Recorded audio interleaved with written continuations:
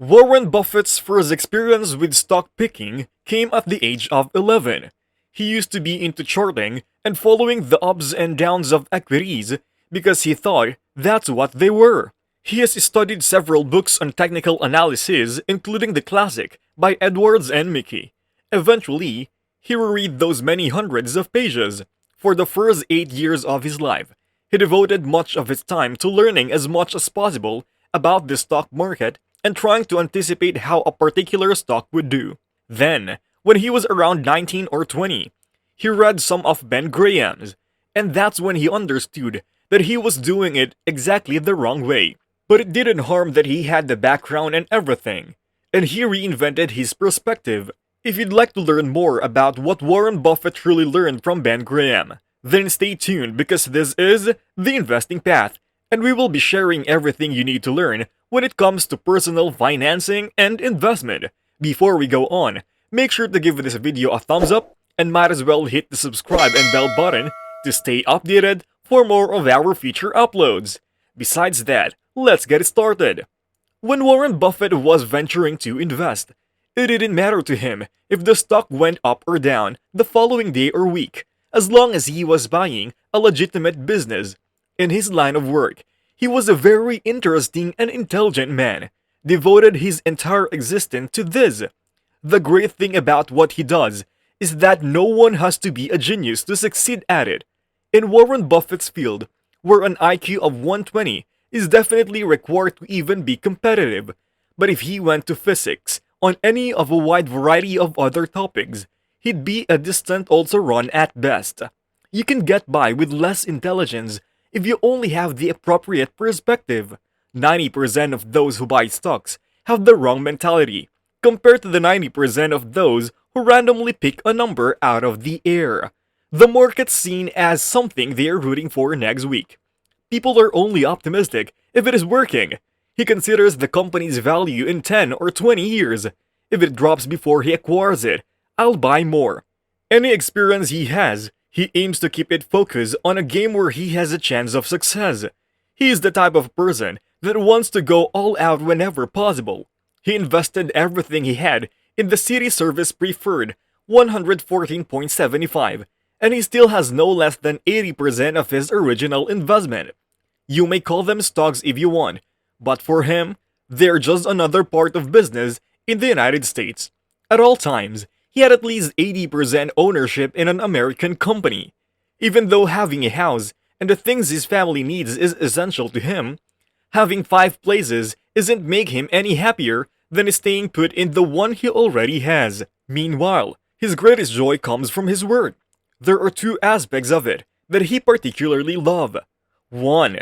He is confident in his eventual success. Warren Buffett is not trying to outdo anyone else, but he does know that the game is a cinch if you've learned your lessons on what to get.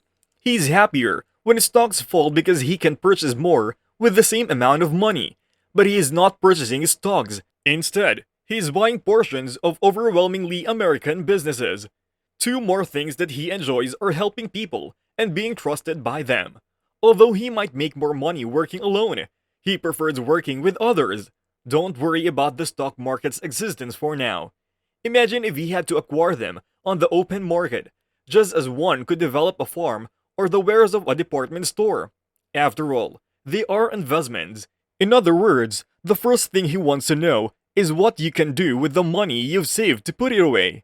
In light of this, he has no problems obtaining it back later, provided that it isn't an absolute necessity. However, if he has his own farm, it will take him a while. Still, people would be so much better off if they genuinely didn't have the stock market for purchasing enterprises in the United States economy. The data on this is straightforward to access. More significant numbers of the average deposit at Bank of America is higher than ever since a larger share of the American population is wealthy or has higher incomes than at any other time in history. That doesn't mean everyone is flooded with cash, but it does suggest that modern times saw an increase in average wealth compared to all others. They can acquire a mortgage loan at historically low interest rates if they wish to buy a property. You now inhabit a society where the poorest 2% of Americans, the wealthiest 1%, and everyone in between all enjoys higher standards of living than did John D. Rockefeller.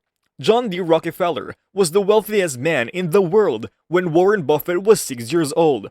Still, today, people can achieve so much more than Rockefeller because we have access to far superior healthcare, educational opportunities, cultural pursuits, and travel options. So clearly, we've come a long way, and nowhere more so than in the United States.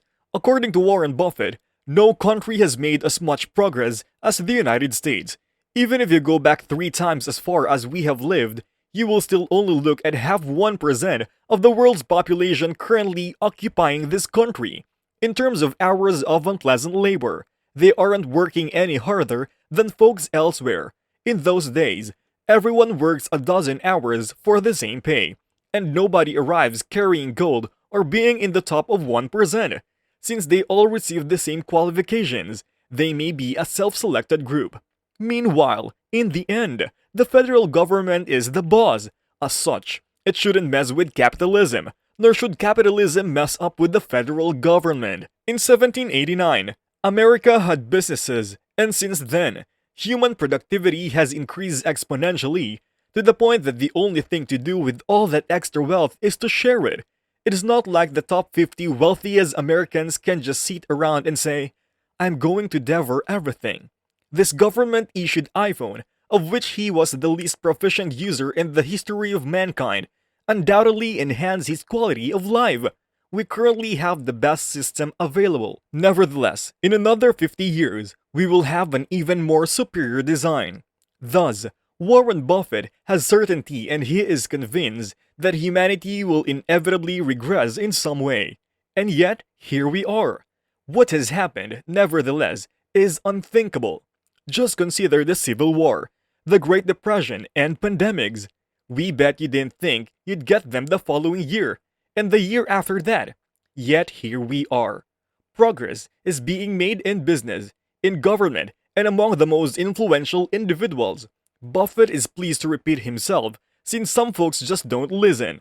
The vast majority, yet even if you do, your knowledge stops there. Investing in an index fund, specifically the SP 500, is your best bet if you're thinking about the future.